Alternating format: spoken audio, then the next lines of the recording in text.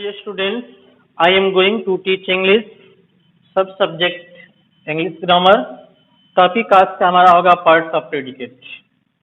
तो सब्जेक्ट और प्रेडिकेट के पार्ट में आपको इसके पूर्व वाली वीडियो में भी बताया गया है कि सब्जेक्ट के पार्ट को कैसे लिखेंगे, प्रेडिकेट के पार्ट को कैसे लिखेंगे। लिखने का आपको सिस्टम बताया गया है। प्रेडिकेट के पार्ट में कौन कौन सी चीजें आती हैं, इन सब सारी चीजों को बताया गया है।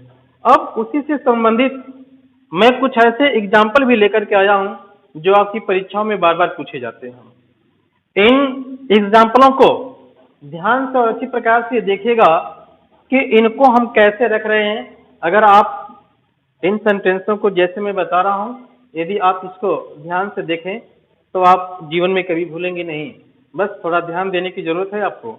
और डेली जब भी आप वीडियो देखते हैं तो लाइक जरूर किया करें, सब्सक्राइब भी किया करें, ताकि आपके पास अधिक से अधिक हम लोगों का नोटिफिकेशन आपके पास पहुंच जाए। तो आप आइए, यहाँ पे हम कुछ एग्जाम्पल लेकर के आपको समझाने जा रहे हैं कि कैसे आप इसको रखेंगे। अब यहाँ पे ये सब्जेक्ट का पार्ट है, ये टोटल जो दिया गया यहाँ पे है, इसको देख रहे हैं आप लोग, सब सब्जेक्ट का पार्ट है। और यहाँ पे ब्लैंक्स रखा गया है, ये पूरा ब्लैंक से खाली स्थान है। इसमें अब इसी जो दिए गए प्रेडिकेट के पार्ट हैं, इस प्रेडिकेट के पार्ट को ही आपको इसमें भरना है। तो कैसे इसको भरेंगे, आपके एग्जाम का जो क्वेश्चन आता है इसी प्रकार से क्वेश्चन आता है, इसको सावधानी पूर्वक देखते रहें। अब हम आते हैं अब इसमें आते हैं, जैसे मान लीजिए ये सब्जेक्ट का पार्ट है और यहाँ प्रेडिकेट के पार्ट को भरना है। तो यहाँ पे एक देख रहे हैं सब्जेक्ट है। हमारा सिंपल सा स्ट्रक्चर आपको ये पता है कि किसी भी सिंपल सेंटेंस का जो स्ट्रक्चर होता है वह सिंपल सा स्ट्रक्चर आपका होता है, सब्जेक्ट होता है प्लस वर्ब होता है प्लस ऑब्जेक्ट होता है प्लस अदर वर्ड होता है। ये इसका स्ट्रक्चर होता है। इस स्ट्रक्चर को आप ध्यान से देखेंगे तो आपका कोई भी सेंटेंस इससे परे नहीं होता है। आपको सब्जेक्ट सबसे पहले सिलेक्ट कर लेना है, फिर सब्जेक्ट के बाद आपको वर्ब को सिलेक्ट करना है, और ऑब्जेक्ट के बाद वर्ब के बाद ऑब्जेक्ट को, और ऑब्जेक्ट के बाद अदर वर्ड को आपको सिलेक्ट करना है, जो इसका एक क्रमिक रूप यहाँ पे दे दिया गया है, सब्जेक्ट वर्ब ऑब्जेक्ट और अदर वर्ड। तो हम आते हैं यहाँ पे, देखिए सब्जेक्ट आपका यहाँ दिया गया है, जैसा कि हमने बताया कि आपको सब्जेक्ट का पार्ट ऑलरेडी दिया है और प्रेडिकेट के पार्ट को यहाँ पे दिया गया है। इसको आपको ध्यान से यहाँ पे देखने की जरूरत है। तो ही हो गया subject.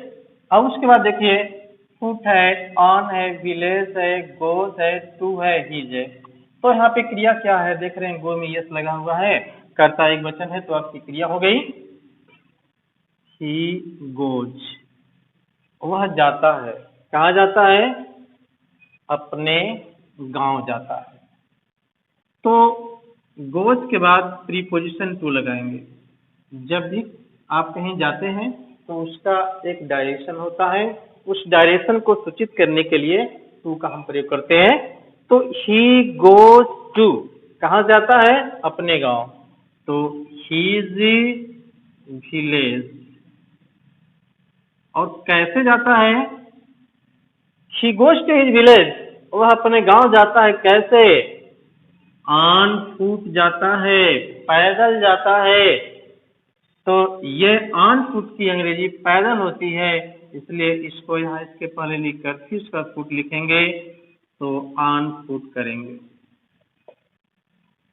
He goes to his village on foot, वह अपने गांव पैदल जाता है।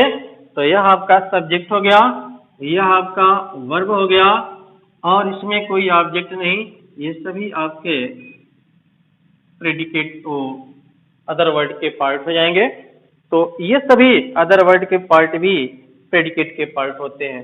तो इसमें किसी सेंटेंस में ये जरूरी नहीं है कि उसमें ऑब्जेक्ट हो, ऑब्जेक्ट हो भी सकता है और ऑब्जेक्ट नहीं भी हो सकता है।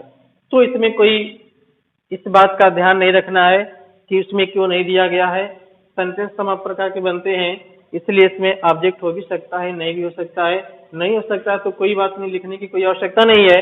लेकिन अगर उसमें ऑब्जेक्ट दिया हो तो ऑब्जेक्ट उसमें लिखेंगे, फिर अदर वर्ड दिया हो तो उसको भी लिखेंगे, नहीं दिया है तो नहीं लिखेंगे।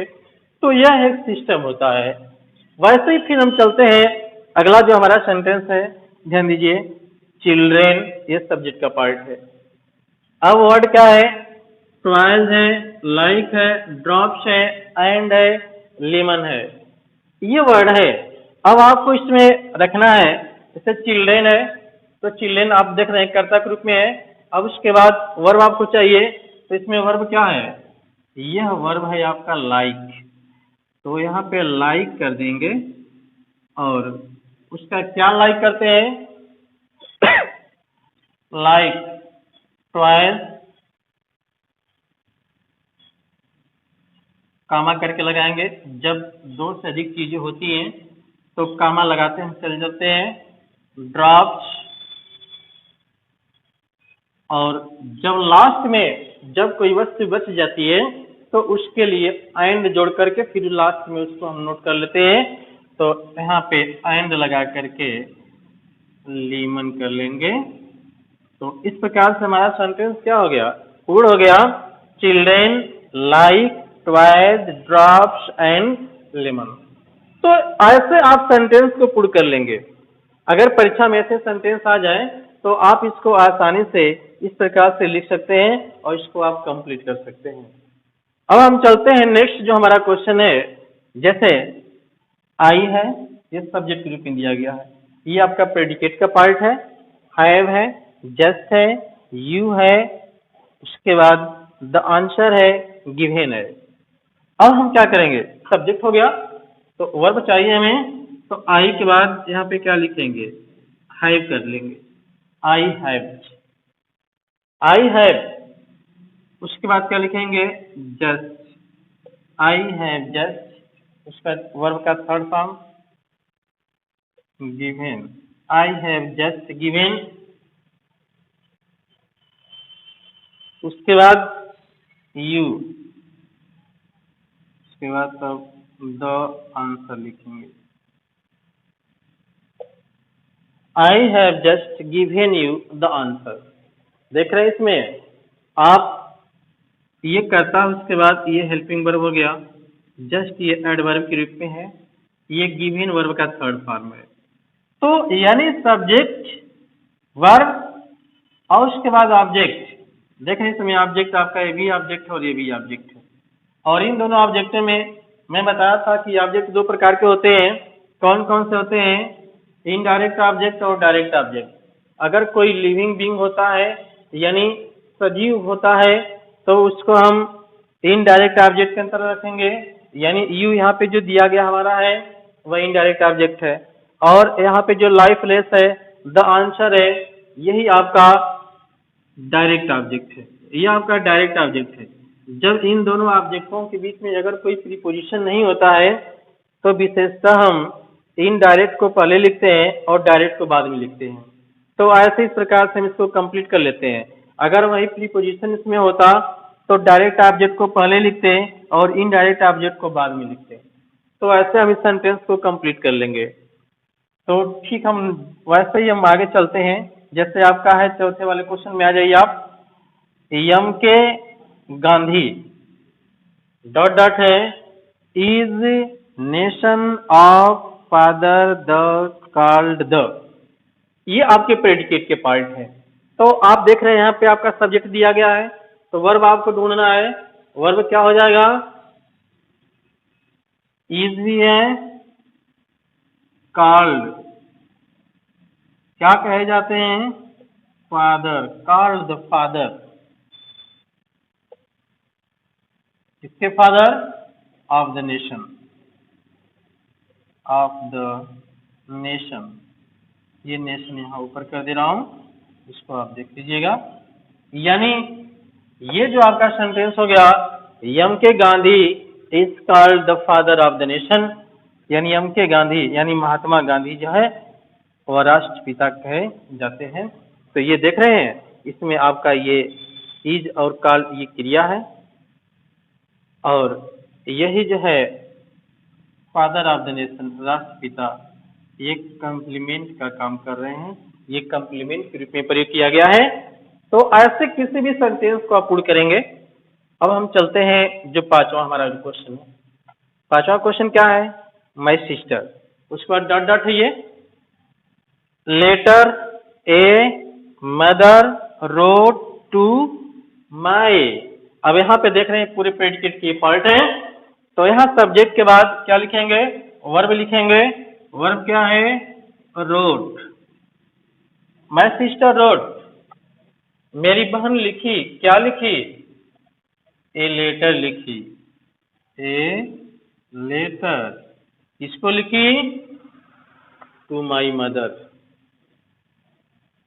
To my mother. My sister wrote a letter to my mother. अब इसमें देखिए, ये आपका सब्जेक्ट हो गया, यह रोट आपका वर्ब हो गया, a letter to my mother. A letter भी ऑब्जेक्ट है, माई मदर भी ऑब्जेक्ट है। अभी इसके पहले वाले वाक्य में इसके ऊपर जो बताया गया था, जैसे I have just given you the answer, तो इसमें भी दो ऑब्जेक्ट था और इसमें भी दो ऑब्जेक्ट था। अभी इस वाले सेंटेंस में चर्चा हुई थी कि यदि दो ऑब्जेक्ट हो और कोई प्रीपोजिशन होता है तो डायरेक्ट ऑब्जेक्ट को हम पहले लिख लेते हैं और इनडायरेक्ट ऑब्जेक्ट को हम बाद में लिखते हैं और उसके पहले हम प्रीपोजिशन को लगा लेते हैं, जैसा कि यहाँ पे इस वाले सेंटेंस में किया गया है। अब देखिए, ए लेटर भी आपका ऑब्जेक्ट है, उसके बाद माई मदर भी है, और देख रहे हैं इसमें एक प्रीपोजिशन भी आया हुआ है, टू है।